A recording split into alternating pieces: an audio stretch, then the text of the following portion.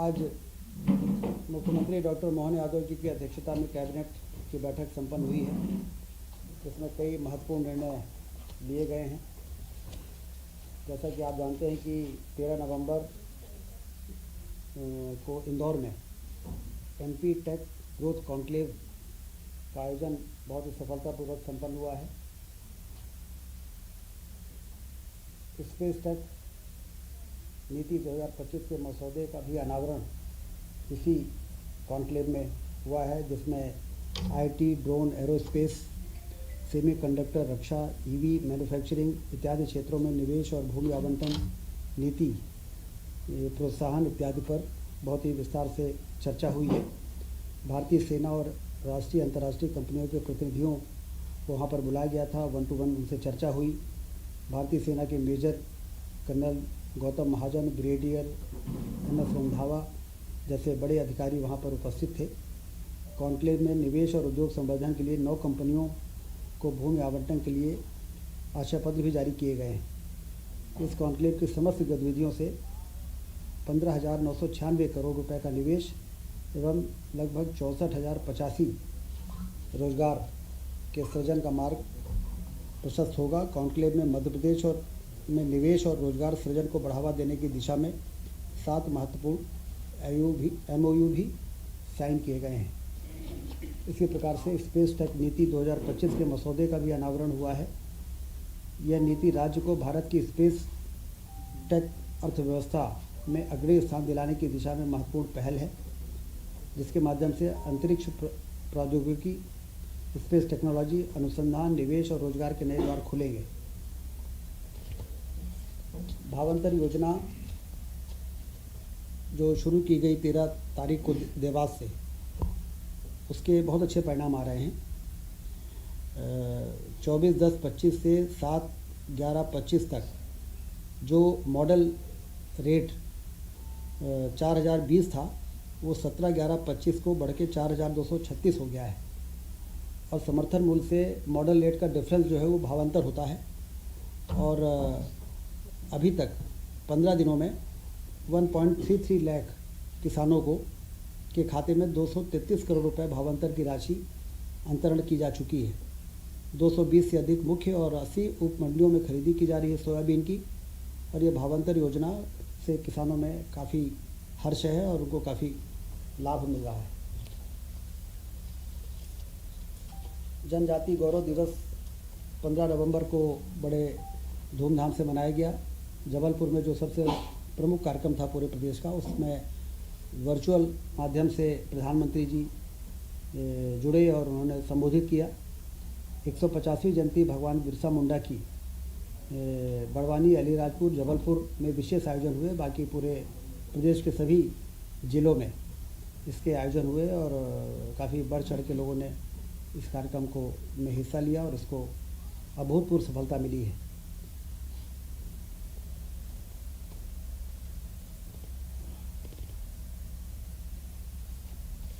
पन्ना जिले के हीरे को GI टैग मिला है। ये भी हम सबके लिए बड़ी उपलब्धि है। पन्ना को तो अभी भी हीरे के लिए जाना जाता था, परंतु GI टैग मिलने से अंतर्राष्ट्रीय स्तर पर इसकी मान्यता होगी और पन्ना डायमंड के नाम से इसे बेचा जा सकेगा। युवाओं और कारीगरों को रोजगार के नए अवसर मिलेंगे। ये प्रदेश के लिए बड़े गर्व की बात है।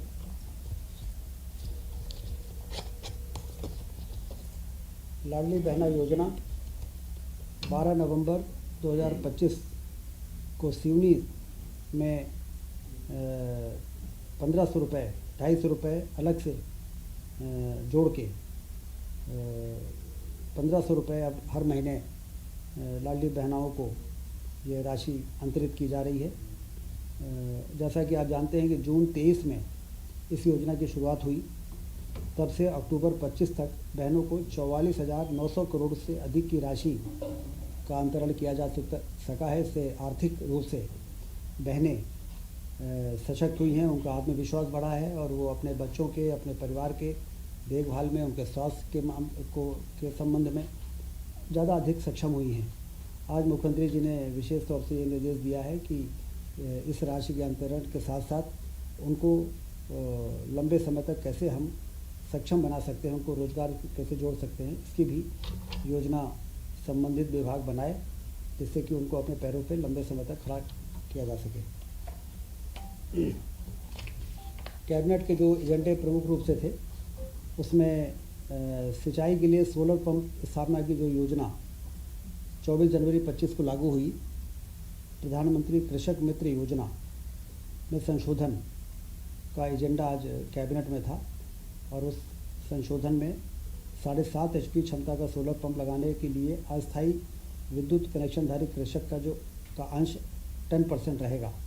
शासन द्वारा 90% की सब्सिडी उनको दी जाएगी, जिससे कि जितने भी टेम्परेरी कनेक्शनधारी हैं लगभग 3 लाख हैं, और जो परमानेंट कनेक्शनधारी हैं वो करीब 20 लाख से ऊपर हैं।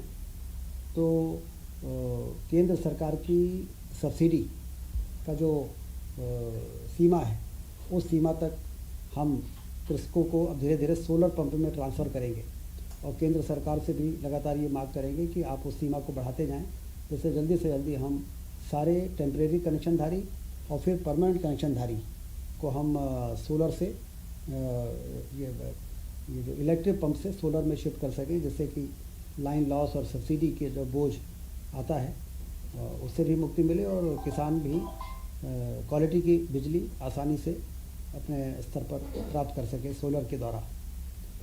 3 व 5 HP के जो अस्थायी विद्युत कनेक्शनधारी हैं को एक क्षमता अधिक यथा 5 या 7.5 HP सोलर पंप प्राप्त करने के लिए विकल्प दिया जाएगा। तो 3 HP वालों को 5 HP का सोलर पंप, और 5 HP के जो इलेक्ट्रिक पंपधारी हैं उनको 7.5 HP का भी सोलर पंप यदि लगाना चाहें तो उनको वो सुविधा उपलब्ध कराई जाएगी। यह संशोधन आज के कैबिनेट के इस एजेंडे में लाया गया है। एक बहुत ही महत्वपूर्ण निर्णय हुआ है। मिशन वात्सल्य योजना अंतर्गत गैर संस्थागत सेवा यथा स्पॉन्सरशिप, फॉस्टर केयर और आफ्टर केयर जो बच्चे इस प्रकार के हैं, जैसे विधवा, तलाकशुदा या परित्यक्ता माता के जो बच्चे होते हैं, अनाथ एवं विस्तारित परिवार के साथ निवासरत बच्चे, असाध्य बीमारी से पीड़ित माता पिता के बच्चे, इस प्रकार से जो बच्चे हैं लगभग 33,346 बच्चे, उनको प्रतिमाह 4,000 रुपये दिया जाएगा। केंद्र सरकार 60% इसमें का अंश रहेगा और राज्य का 40%। टोटल 1,022 करोड़ की वित्तीय व्यय का ये प्रस्ताव था, इसको आज कैबिनेट ने मंजूरी दी है, और इन तमाम तरह के बच्चों के देखभाल के लिए 4,000 रुपये प्रतिमाह उनको आर्थिक सहायता दी जाएगी।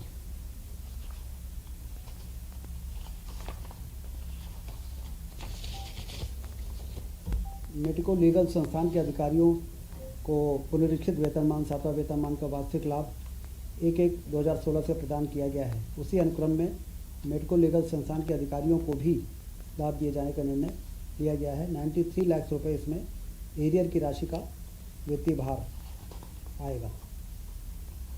सोशल इम्पैक्ट बॉन्ड योजना 6/10/2023 से लागू प्रशासकीय विभाग सामाजिक न्याय विभाग का है। इसके लिए 25-26 के लिए सोशल इम्पैक्ट बॉन्ड योजना 100 करोड़ का बजट का प्रावधान किया गया है। योजना के तहत सामाजिक सेवा प्रदाता हितग्राहियों को सेवा प्रदान करने के लिए रिस्क फंडर से धन जुटा है। प्रदत्त सेवा के परिणाम का मूल्यांकन एक निष्पक्ष बाह्य एजेंसी द्वारा की जाएगी। सोशल स्टॉक एक्सचेंज उक्त संपूर्ण कार्य को संपादित करने के लिए एक कॉमन प्लेटफॉर्म के रूप में कार्य करता है और विभिन्न सामाजिक उद्देश्यों के कम करने वाले नोट फॉर प्रॉफिट संस्थानों को रिस्क फंडर्स धन जुटाने में सक्षम बनाता है। इसका भी अनुमोदन किया गया है। नवगठित जिला विधिक सेवा प्राधिकरण आगर मालवा हेतु नवीन पदों का सृजन। विधिक सेवा प्राधिकरण के लिए जो आवश्यक नवीन पद हैं उसकी भी स्वीकृत की गई है 9 नवीन पदों की, और इसमें 59.42 लाख रुपए का वित्तीय भार आएगा। प्रदेश के 12 जिलों में 50 बिस्तरीय आयुष चिकित्सालय एवं बड़वानी के 30 बिस्तरीय आयुष चिकित्सालय के संचालन के लिए नवीन पदों का सृजन किया गया। ये बहुत ही महत्वपूर्ण निर्णय हुआ है। आयुष चिकित्सा को प्रोत्साहित करने के लिए, बढ़ावा देने के लिए अब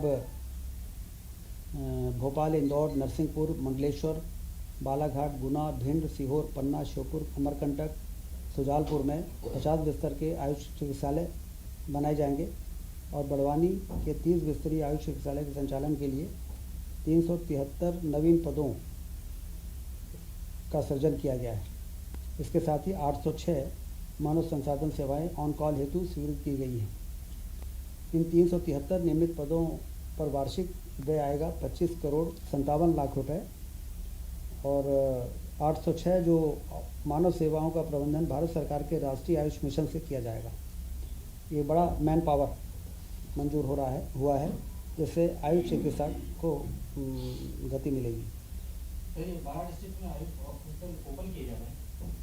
हाँ, 12 जिलों में, इसके पहले 21 जिलों में हमारे आयुष चिकित्सालय चल रहे हैं। 12 और जिलों में इस प्रकार की 50 बिस्तर और 30 बिस्तर का बड़वानी में ये नए मंजूरियाँ हुई हैं। 33 हो जाएंगे। विज्ञान एवं प्रौद्योगिकी विभाग के अंतर्गत मध्य प्रदेश विज्ञान एवं प्रौद्योगिकी परिषद में नवीन पदों की भर्ती पर लगाई गई रोक हटा ली गई है। साइंस एंड टेक्नोलॉजी विभाग के अंतर्गत जो रोक थी नवीन पदों की भर्ती की, वो आज विड्रॉ हो गई। ये सारे ही एजेंडे रहे आज कैबिनेट की बैठक में, जिस पर चर्चा हुई है, निर्णय हुए हैं।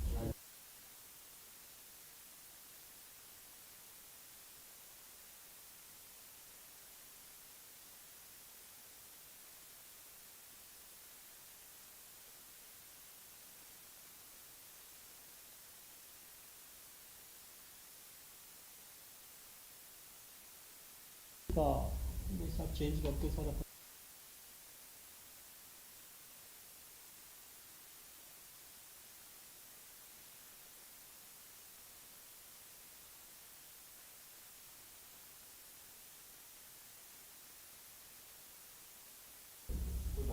हाँ, मुख्यमंत्री जी ने उसकी जानकारी दी है कि किसानों की भावनाओं को ध्यान में रखते हुए और जिस तरह से सभी लोगों के सहयोग के साथ, सभी लोग के उत्साह के साथ इसको मनाने का जो प्रस्ताव था किसान संघ का, उसको स्वीकार किया गया है और किसानों के हितों हमारी सर्वोच्च प्राथमिकता है। तो उसको ध्यान में रखते हुए मुख्यमंत्री जी ने आज की कैबिनेट में इसकी जानकारी दी।